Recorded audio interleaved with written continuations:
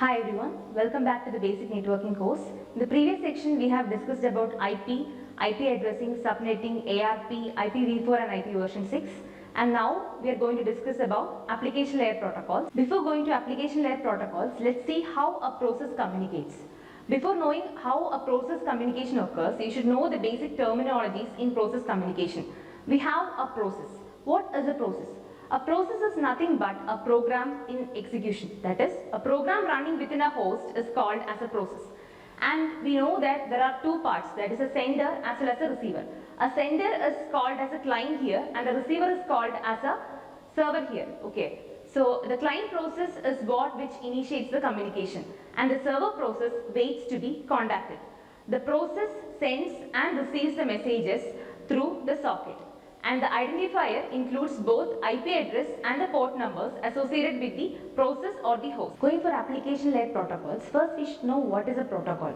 A protocol is nothing but a set of rules or a set of procedures.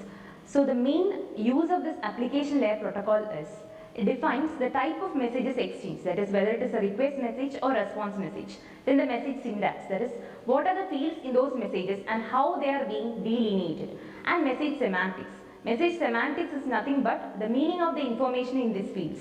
And the other thing is that the rule for which, when and how the processes will send and respond to the messages. And mainly there are two types of protocols. One is public domain protocol and the other one is proprietary protocols. Public domain protocols are defined in the RFCs and they allows for interoperability, and examples for them are HTTP and SMTP. And proprietary protocol, an example for that is Skype. Going for the Internet Transport Protocol services, you have two types of services. One is TCP services and the other one is UDP services. TCP services is connection oriented, that is a setup requirement between client and server processes required in the case of TCP. That is, it is connection oriented and it is said to be a reliable transport. That is, between the sender and the receiving process we can expect a reliable communication. And flow control. The sender won't overwhelm the receiver, and congestion control, if there is any network problem or any network congestion or overloading, the sender will be blocked, and it does not provide timing, minimum throughput guarantees and security. And going for the UDP service, UDP is nothing but user datagram protocol. It provides unreliable data transfer between the sender and the receiving processes. It does not provide connection setup, reliability, flow control, congestion control, timing, throughput guarantee or security. Going for the first application layer protocol, that is hypertext transfer protocol. Web page consists of basic HTML files which include several reference objects. Each of these objects will be addressable by a URL. And going for the HTTP, it is a web-based application layer protocol. It follows a client-server model. In the client-server model, what will happen is that the client will request the server and the server will respond to its request. And here the request and response is HTTP request and HTTP response. The client browser that request will display the web objects and the server sends the response to that particular request. And this is a application layer protocol which follows TCP and it is stateless. Going for HTTP connections, we have two types of HTTP connections. One is non-persistent HTTP and the other one is persistent HTTP. In non-persistent HTTP, you have at most one object which is sent over the TCP connection. And in the case of persistent HTTP, you have multiple objects which can be sent over a single connection between a client and a server. Let's go for persistent HTTP, and before that let's see what are the issues which is faced by non-persistent HTTP. The non-persistent HTTP requires 2 RTTs per object, and the OS overhead for each TCP connection is very high, and the browser often opens parallel TCP connections to fetch the reference objects. And in the case of persistent HTTP, the server leaves the connection open after sending the response, and subsequent HTTP messages between the client or server sends over the open connection, and the client sends a request as soon as the object is referenced, and as little as 1 RTT after the reference object. Going for the HTTP message format, there are two types of messages. One is request message and the other one is response message. And mostly this request messages will be in ASCII format, which is a human readable format. You can see the format of the HTTP messages. Next we can see what a web cache is. Web cache or proxy server. The main goal of a web cache is to satisfy the client request without involving the origin server. First, the user sets the browser, that is web caches via cache, and then browser sends all the HTTP requests to the cache. What is the need for this web caching? Web caching is used to reduce the response time for the client request and to reduce the traffic on an institution's access link and to enable poor content providers to effectively deliver the content. The next protocol is FTP or File Transfer Protocol. This particular protocol is to send the files from the client to the server system.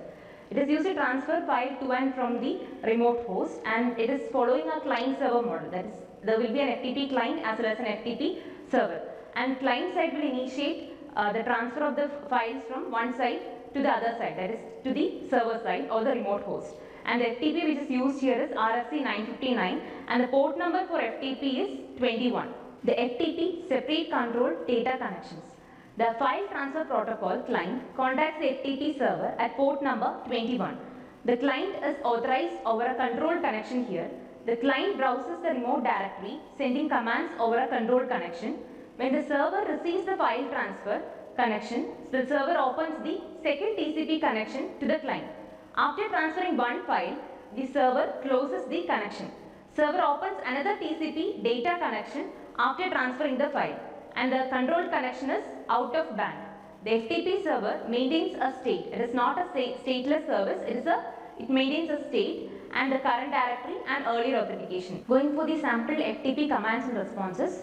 The sample commands will be in the ASCII format over the control channel, and you can see that user is used for username, pass is used for password, and list returns a list of the files in the current file, and RETR file name retrieves the gets file, and store file name is used to put the file, that is it is used to store to the remote host, and sample return codes, status code and phrase as an HTTP, and 331 is used to identify that the username is OK and password is required, and 125 means that data connection is open and the transfer is starting, and 425 means can't open data connection, and 452 means error writing a file. Let's see the SMTP mail message format.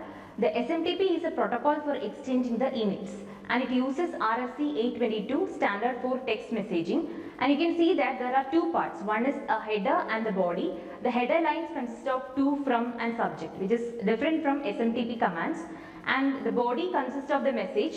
It includes only ASCII character. Going for another message format, which is Multimedia Extensions, that is MIME, Multimedia Mail Extension. The additional lines in the message header will define the types of the multimedia message, and you can see that in that particular header we can see the MIME version, the method used to encode that particular data, then multimedia data type and its subtype, and the parameter declaration and the encoded data. This is all about multimedia extension. Going for the mail access protocols, we have the SMTP, that is Simple Mail Transfer Protocol. It is mainly used for the delivery and the storage in the receiver side, and the mail access protocol is used for retrieval from the servers, and in that we have the POP3, that is Post Office Protocol, IMAP, that is Internet Mail Access Protocol, and HTTP, that is Hypertext Transfer Protocol. In HTTP we have Gmail, Hotmail, Yahoo, all these are examples of HTTP, and IMAP is used for more complex purposes. It is used for the manipulation of the stored messages on the server,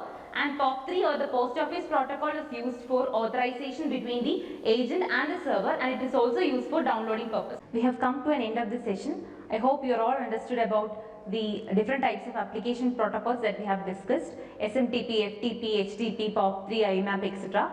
In the next session, we will continue with cryptography and network security. Thank you.